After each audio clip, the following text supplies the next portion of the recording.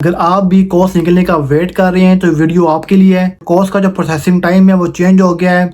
Home office ने इसके बारे में अपडेट कर दिया है। अभी जो कोर्स निकलेगा वो हफ्तों में नहीं महीनों में निकला करेगा। आप चाहते हैं कि आपका कोर्स जल्दी इशू हो तो आपको ये सर्विस लाजमी लेना पड़ेगी। केस सामने आया है जिसमें कोर्स इशू हो गया था, उसके बावजूद वीजा कैंसिल हो गया, वीजा नहीं लगा, क्योंकि ये आपके साथ भी हो सकता है। अस्सलाम वालेकुम गाइस, मेरा नाम है शाज़ेब खान, आप देख रहे हैं मेरा चैनल देसी बॉय इन यूके। गाइस आज की वीडियो बहुत ज़्यादा इंपॉर्टेंट होने जा रही है। आज बात करेंगे जी कि जो कोर्स है उसका जो प्रोसेसिंग टाइम है, एक तो वो चेंज हो गया है, वो होम ऑफिस ने बता दिया है।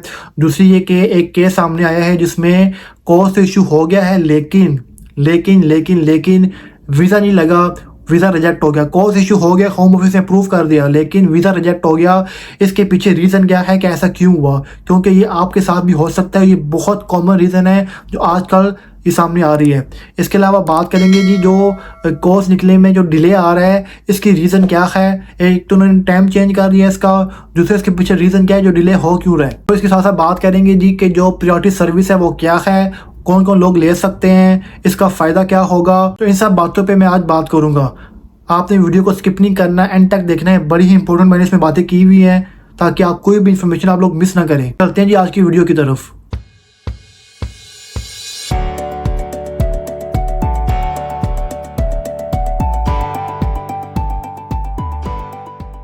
गाइस वीडियो स्टार्ट करने से पहले मैं एक चीज़ बता दूं आपको कि मैंने कल एक इंटरव्यू लिया था।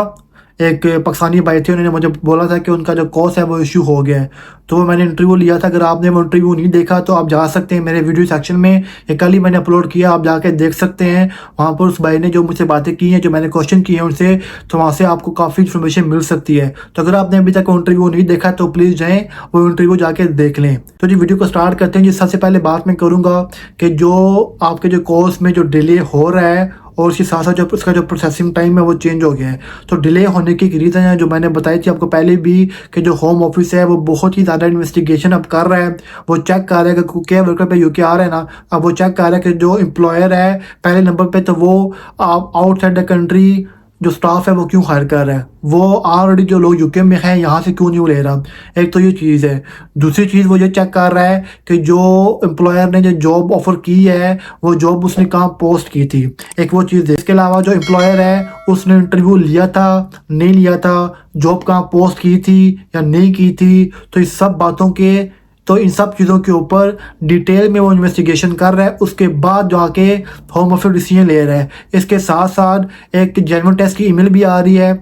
जो एम्प्लॉयज़ हैं जो भी इंडिया में या पाकिस्तान में बैठे हुए हैं उनको एक ईमेल आ रही है, हर एक को ईमेल नहीं आ रही। मैंने अपने कल एक जिससे मैंने इंटरव्यू लिया था लड़के से, उससे मैंने बात की है, उसने बोला कि मुझे ईमेल नहीं आई, लेकिन उसको तकरीबन 4 महीने लग गए थे कोर्स निकलने में।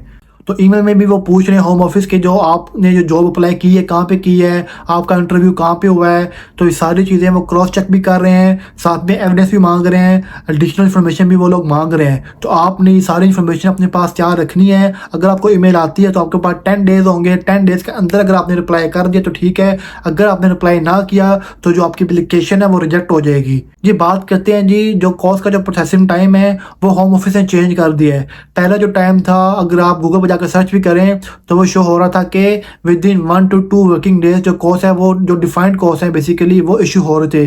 डिफाइंड कोर्स वही होते हैं जो लोग अभी इंडिया में या पाकिस्तान में हैं, जो भी लोग यूके में नहीं आए, तो जो लोग यूके आएंगे तो डिफाइंड कोर्स उनको बेसिकली इशू होते हैं। तो जो डिफाइंड कोर्स का टाइम था with in 1 to 2 working days था, और मैक्सिमम टाइम था इसका जो टाइम फ्रेम था वो था जी 15 working days, depending on complexity of application. लेकिन अभी जो होम ऑफिस ने बोला है जी, वो उन्होंने बोला है कि 18 वीक्स तक आपका जो टाइम है, जो टाइम फ्रेम है कोर्स निकलने का, वो उन्होंने दे दिया है। आपको स्क्रीन पे नज़र भी आ रहा होगा, आप इसको पढ़ भी सकते हैं। Priority service requests are normally processed by the Home Office in 5 days. If you don't use the priority service and you are unfortunate, the Home Office decision making process can take as long as 18 weeks. जी आप देख सकते हैं जी 18 weeks अब लगेंगे। पहले था वैसे मैंने बताया आपको कि विद इन 15 वर्किंग डेज, चाहे आपकी एप्लीकेशन कॉम्प्लेक्स हो, लेकिन with in 15 working days course issue हो रहे थे। लेकिन अभी उन्होंने बोल दिया कि जी 18 वीक्स का टाइम है। अब यहाँ पर बात आती है जी कि जो ये प्रायोरिटी सर्विस का उन्होंने जिक्र किया, ये है क्या। प्रायोरिटी सर्विस एक होती है और एक होती है जी सुपर प्रायोरिटी सर्विस, और एक होता है जी नॉर्मल, एक होता है स्टैंडर्ड। जो स्टैंडर्ड होगा ना एप्लीकेशन, वो होती है जी फर्स्ट एप्लीकेशन जो नॉर्मल एक होती है, एक होती है जी प्रायोरिटी, एक होती है जी सुपर प्रायोरिटी। तो जो जो होगी ना स्टैंडर्ड एप्लीकेशन में वो लेगा जी 18 वीक्स।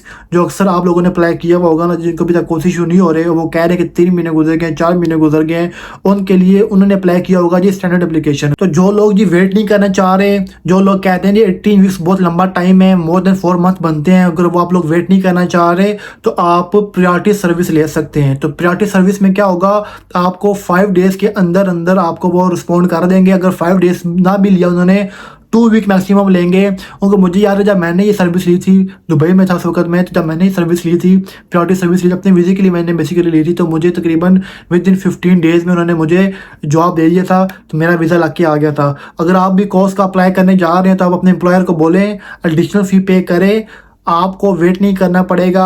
आपको विद इन 5 डेज या मैक्सिमम विद इन वीक या विद इन 2 वीक आपको जो आपका कोर्स है वो निकल के आ जाएगा। उसके ऊपर डिसीजन हो जाएगा कि आपको कोर्स इशू होना चाहिए या नहीं होना चाहिए।